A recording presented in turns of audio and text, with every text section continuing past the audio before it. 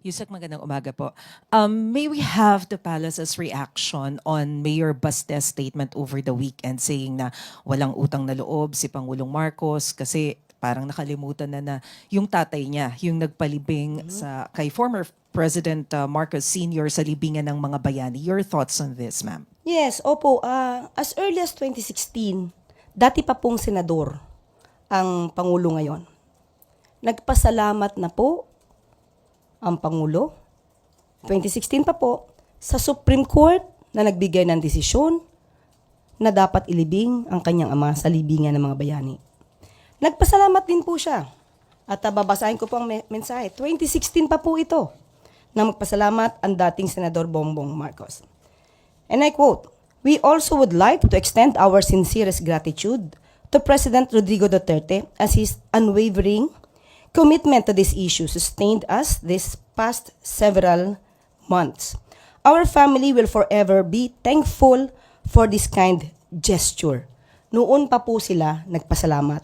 At sinabi nga nila, forever silang tatanaw ng utang na loob sa napakagandang gesture ng dating Pangulong Duterte. Pero ang pagtanaw po ng utang na loob ay hindi dapat madiskaril at hindi dapat magtraidor sa batas at sa hustisya. Ginamit mo ni dating Pangulong Duterte ang batas. Ito po nauugnay sa RA 289 patungkol po sa pagpapalibing sa libingan ng mga bayani at sinusugan po ito ng Presidential Proclamation 208 ni dating Pangulong Marcos. At mayroon din pong regulation, ang AFP G-161-373 na kabilang ang Pangulo or Commander-in-Chief na entitled to interment at the libingan ng mga bayani. Lahat naman po ito ay may basihan nung isinagawa ni dating Pangulong Duterte. Ang pagpapaaresto naman po o pagsusurrender kay dating Pangulong Duterte sa ICC ay meron din pong kaugnayan na batas at meron po tayong sinusunod na commitment para sa Interpol. Ngayon, hindi po dapat mahinto ng utang na loob ang pagpapatupad ng batas. Hindi po dapat traidorin, katulad ng aking sinabi, ang pagpapatupad ng batas, ang pagpapatupad ng commitment with the Interpol. Hindi po dapat na dahil lang kaibigan o dahil naging kasama, hindi na po tutuparin ang batas at tatraidorin na po ang konstitusyon dahil lamang sa utang na loob. Dahil basta sinasabi ito ni Mayor Baste Duterte ng tanong ng utang na loob, ito po ba yung ginamit kaya ng dating Pangulong Duterte nung i-appoint niya ang isang Chinese national na si Michael Yang bilang kanyang economic advisor? Hindi po ba ito pagtataksil? Dahil isang Chinese national ang in-appoint bilang economic advisor. Dahil din po ba ito sa utang na loob? Tanong lang po yan.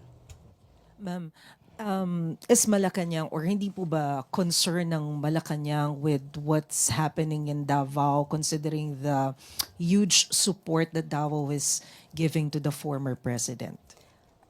Ang mga taga Davao po ay Pilipino rin. Of course, tayo lang po, pati po ang palasyo, ang Pangulo, ay concern po sa nangyayari sa Davao. Pero ang tangi lamang po nating hiling ay sana po ay maging mahinahon at alamin po ang katotohanan. Yun lamang po, hindi po ba nagkaroon ng pagsasabi itong si Mayor Baste na sila daw ay i-raid yung kanilang bahay.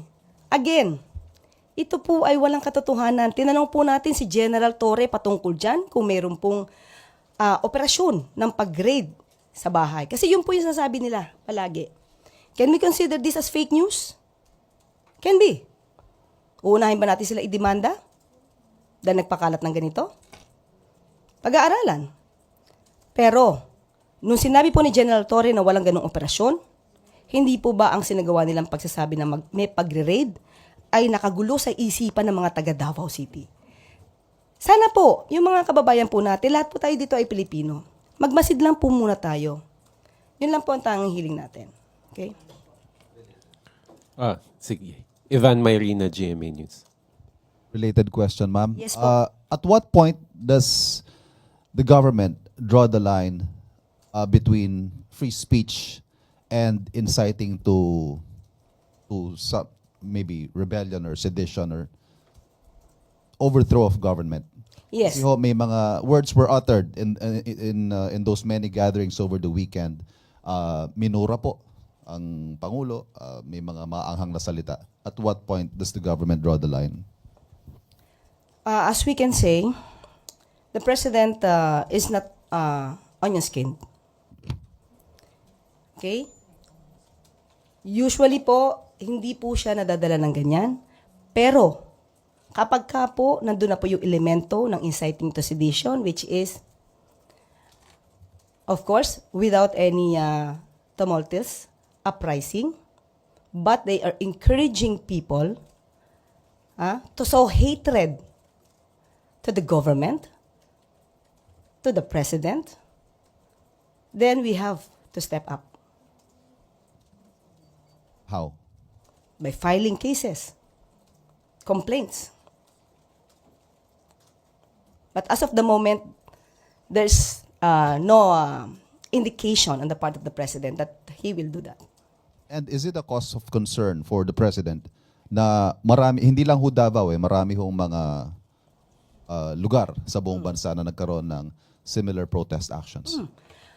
Hindi po natin mawawala sa kanilang damdamin. Kaya po ay normal dahil po may naging pangyayari sa kanilang malamang iniidolo at panatiko po sila ng isang leader.